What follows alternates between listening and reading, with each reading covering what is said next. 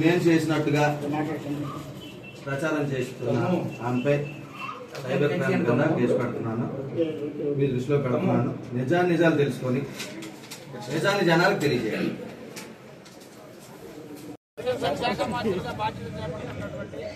ఎంతో గౌరవంగా ప్రజల కోసమే ప్రజల మధ్య ఉంటూ ప్రజా సమస్యలతో నిత్యం పోరాడుతూ ఒక ఉన్నతమైన స్థానంలో ఉన్నటువంటి రాష్ట్రానికి రాష్ట్ర ప్రజలకు సేవ ఈ కర్రీ త్రివేణి అనే వ్యక్తి 2021లో దానికి ఉద్యోగం వస్తే ఆ రోజు నా భర్త ఏ పొజిషన్ లో ఉన్నాడని అది రూపాయి ఇచ్చిందని ప్రతి ఒక్కరికి చెప్పుకు తిరుగుతుందో మాస్క్ వేసుకొని తిరగడం కాదా లండి. నువ్వు బయటకు వచ్చినాడు ఇదిగో ఇక్కడే నేను ఉంటాను 24 గంటలు స్టేషన్ ముందే ఉంటాను. నువ్వు ఎక్కడున్నా ఏ రిపోర్ట్కి ఇచ్చినా ఇదిగో ఇక్కడే నిల్చొని ఉంటావు. నువ్వు ఎక్కడున్నా ఏ ప్లేస్ లో ఉన్నా ఎక్కడ ఎంతమంది నువ్వు పెట్టుకున్నా ఏ ఆఫీస్కి వెళ్ళినా మా మొత్తం డీటెయిల్స్ అంతా నీకు ఇస్తావు. నీ ఫోన్ తో సహా నువ్వు ఇక్కడ తెచ్చిపెట్టు. ముందు మాస్క్ తీసి మాట్లాడు. మాస్క్ తీసిన తర్వాత నువ్వా కాదని నేను క్లారిటీ ఇస్తాను. నీ జీవిత చరిత్ర అంతా ప్రతి ఒక్కరికి తెలుసు. గొల్లీది వచ్చి అడుగు, కుమ్మరిపేటలో నిన్ను అడుగు, నువ్వు చేస్తున్న ఉద్యోగస్తులను అడుగు. ప్రతి ఒక్కరు నీ జీవిత చరిత్ర చెప్తారు. ఎందుకు పిల్లలు ఉన్నారని ఒకే ఒక్క కారణంతో 3 సంవత్సరాలు మేము గుట్టకలు మింగితే ఈ రోజు బేవర్దాలో నువ్వు రోడ్డు మీద తిరిగి నా భర్త నువ్వు రోడ్డు మీద లాగాలనుకుంటావా? నువ్వు ఎక్కడున్నా తక్షణమే ఇక్కడికి వచ్చినంత వరకు పోలీస్ స్టేషన్ నుండి నేను కథల్లో నీ మాస్క్ తీసి మాట్లాడినంత వరకు నేను ఒప్పుకోను. ఇది ఏ రకంగా నువ్వు చెప్పాలనుకుంటున్నావో నేను చెప్పగలను.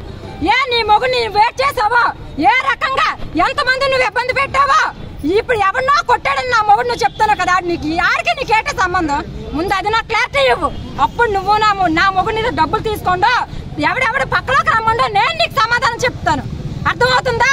ఇంకో ఇగో గత 2 రోజులుగా సాక్షి పేపర్లో ఛానల్లో నాపై వస్తున్న ఒక మహిళ చేసిన తప్పుడు ఆరోపణలపై ఫిర్యాదు ఇవ్వడానికి స్టేషన్కి వచ్చాం.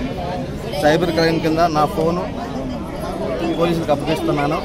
పోలీసులతో చెప్పాను దీనిపైన నిజాలు తేల్చి వేగంగా దర్యాప్తు చేయాలని పోలీసులకి కంప్లైంట్ చేశాను. ఇది కాకుండా నిన్న ప్రెస్ మీట్లో మన సోదరులందరినీ పిలిచాను. కనీసం 20 ఛానల్ పైన వచ్చినాయి. అయితే కొన్ని పేపర్లలో ఇది విశాలాంధ్ర నేను తప్పు చేయలేదు, తప్పు చేస్తే ఏ శిక్ష కన్నా నేను సిద్ధమని ఈ పేపర్లో వచ్చింది. ఇంకో పేపర్లో నేను ఖండించినట్టు వేరే పేపర్లు కంటే వచ్చింది. కానీ సాక్షి చూడండి,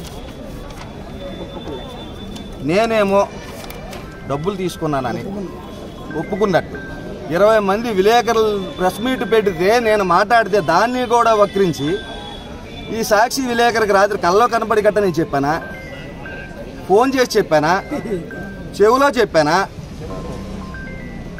ఎప్పుడు చెప్పాను? సిగ్గుందా అని అడుగుతున్నాను.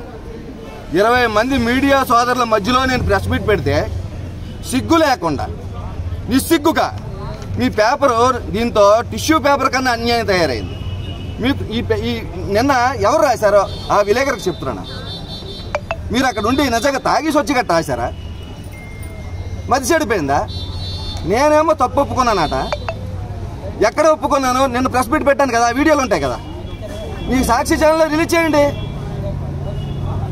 మీకు రాజకీయంగా అంటే ముందు ఒక తప్పు చేశారు, తప్పుడు వార్తను టెలికాస్ట్ చేసి తప్పు చేశారు. ఆ తప్పును కవర్ చేసుకోవడానికి 100 రకాలుగా అంటే నన్ను అడ్డం పెట్టి మినిస్టర్ గారిని బ్యాట్ చేయాలి, మినిస్టర్ గారి కుటుంబాన్ని బ్యాట్ చేయాలి. ఫస్ట్ ఏమో 19 లక్షలు అన్నారు, తర్వాత వీడియోలో 8 లక్షలు అన్నారు, తర్వాత వీడియోలో 6 లక్షలు అన్నారు, లాస్ట్ నిన్న నైట్ 2 లక్షలు అన్నారు. నిన్న ఆవిడ మాట్లాడుతూ నిన్న సాయంత్రం మళ్ళీ ఒక వీడియో వచ్చింది. నేను ఉద్యోగం కోసం జడ్పీలో డబ్బులు ఇస్తే ఈయన తినేశాక నాకు ఉద్యోగం వచ్చాక తెలిస్తే పెద్దల మధ్యలో పెడితే నోట్ ఇచ్చాడు అని చెప్పింది. ఏ పెద్దల దగ్గర పెట్టాను, ఎక్కడ పెట్టారు, ఎక్కడ నోట్ రాసి ఇచ్చాను? నువ్వు గొల్లవీధిలో పెరిగావు, నేను గొల్లవీధిలో పెరిగాను. 1400 మంది ఉన్నారు గొల్లవీధిలో. 50 మందితో నేను నీకు అన్యాయం చేశానని, నీ ఆరోపణలని నిజమని నువ్వు రుజువు చూపించిస్తే నువ్వు దేనికని నేను రెడీ.